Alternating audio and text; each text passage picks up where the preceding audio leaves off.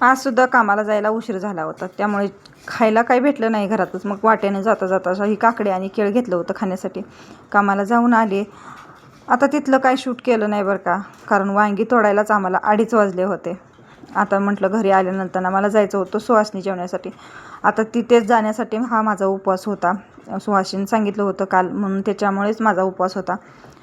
आता म्हटलं हे सगळं आवरून वगैरे जावं, कारण त्यांच्या पण वाट बघत बसले असतील दुसऱ्या सुवासनी. माझी घाई चालली होती. रियाला म्हटलं तू ब्लाऊज पीस आणि तांदूळ दे, आणि जिकडे सुहासनी जेवायला जातो तिकडे असं ब्लाऊज पीस आणि तांदूळ घेऊन जातात आमच्याकडे. तिथे गेल्यावरती बघितलं तर त्यांचा स्वयंपाक झाला होता सगळा बनवून. त्यांनी सांगितलं की तुम्ही वेळेवर आलात बघा. आता म्हटलं चला ताटं मांडण्यासाठी तर मदत करावी. छान असं त्यांनी रास मांडून घेतली होती.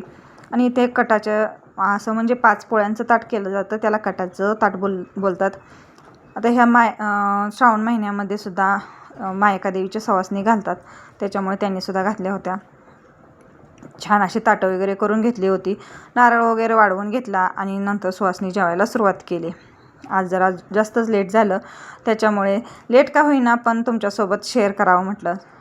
कसा वाटला व्हिडिओ नक्की कमेंट करून सांगा. व्हिडिओ आवडल्यास लाईक करा, शेअर करा, चॅनल सबस्क्राईब